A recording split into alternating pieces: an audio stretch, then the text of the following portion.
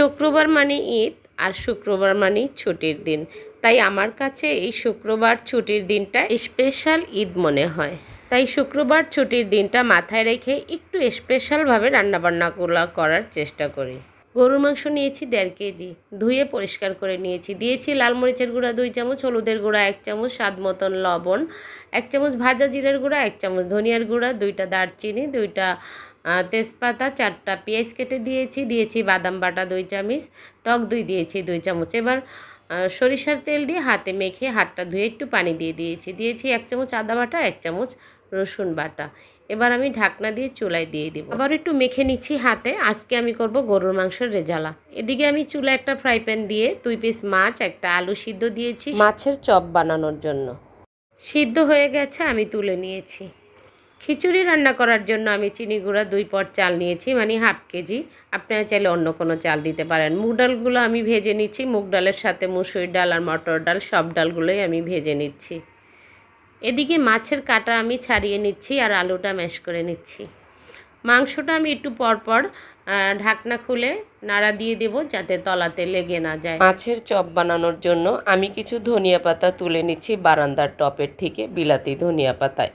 খিচুড়ি রান্না করার জন্য হাফ কেজি নিয়েছি আমি চিনি গুঁড়া পোলার চাল। 3 রকমের ডাল নিয়েছি। ডাল নিয়েছি আমি 250 গ্রাম, চাল নিয়েছি আমি হাফ কেজি, আর ডাল নিয়েছি 250 গ্রাম।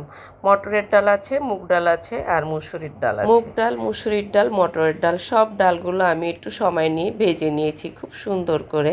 এবার আমি ভিজিয়ে রাখবো আধা ঘন্টা। চাল ডাল আগে থেকে ভিজিয়ে রাখলে খিচুড়িটা খেতে সফট হবে। এবার আমি ঝোলের পানি দিয়ে দেব মাংসতে, ঢাকনা দিয়ে ঢেকে দেব ঝোলের পানি দিয়ে। 2টা কাঁচামরিচ দিব। রেসিপিটি ভালো লাগলে বাসায় ট্রাই করতে পারেন। আবার আমি ঢাকনা দিয়ে দেব। পর আমি দিয়ে দেব 1 চামচ গরুর রেজালার মশলা। এই গরুর মশলার রেজালার ভিডিওটা আমার চ্যানেলে দেওয়া আছে, চাইলে আপনারা দেখে নিতে পারেন। আরেকটা চুলায় আমি ফ্রাই প্যান দিয়ে দিলাম পরিমাণ মতো সরিষার তেল। তারপর ফোড়নের জন্য 2টা দারচিনি, 2টা এলাচ, 1টা তেজপাতা, 4টা পেঁয়াজ কেটে দিয়েছি। একটু ভাজা ভাজা হয়ে গেলে আমি বাকি মশলাটা অ্যাড করে দেব।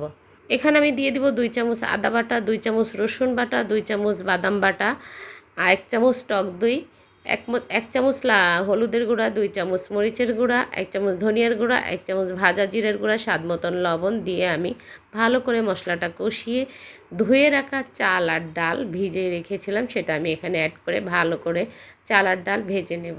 চাল আর ডাল ভালো করে ভেজে নিতে হবে। তারপর এখানে আমি দিয়ে দিব 1 চামচ খিচুড়ির মশলা।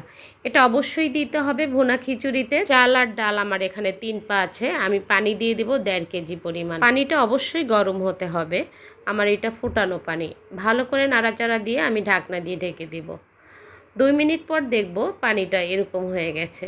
আমি আবার একটু নাড়াচাড়া দিয়ে 4-5টা কাঁচামরিচ দিয়ে দিব। ঢাকনা দিয়ে ঢেকে রাখবো 3 মিনিট পর্যন্ত।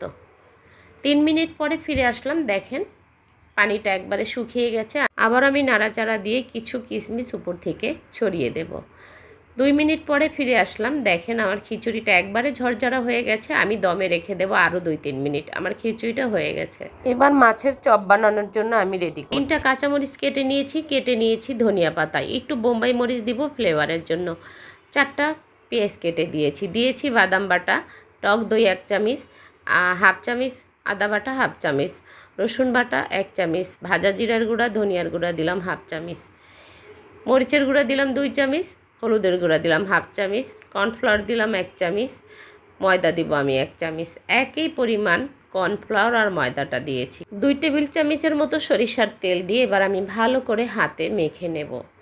হাতে মেখে আমি একটা চপ বানিয়ে নেব, গোল গোল শেপ করে নেব। আমি হাতের তালুতে একটু সরিষার তেল নিয়েছি। আপনারা চাইলে লম্বা করে শেপ দিতে পারেন আপনাদের পছন্দ মতন। আমি গোল শেপটা এখানে দিয়েছি।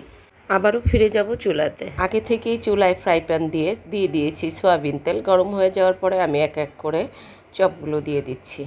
চপগুলো চুলার আগুনটা কমিয়ে তারপর ভাজতে হবে, তা না হলে ভিতর থেকে কাঁচা থেকে যাবে আর উপর থেকে লালচে হয়ে যাবে। দেখেন কত সুন্দর করে আমি একবারে চুলার আগুনটা কমিয়ে ভেজে নিয়েছি। এই চপগুলো খেতে এত মজা, বাচ্চাদের স্কুলের টিফিনে, বিকেলের চায়ের আড্ডায় অথবা পড়ার টেবিলে।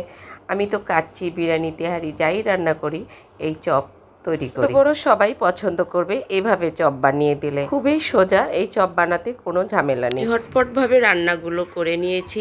ঈদ স্পেশাল শুক্রবার রেসিপি। আজকে শুক্রবার স্পেশাল ঈদের রেসিপি থাকছে গরুর রেজালা, ভুনা খিচুড়ি আর মাছের চপ।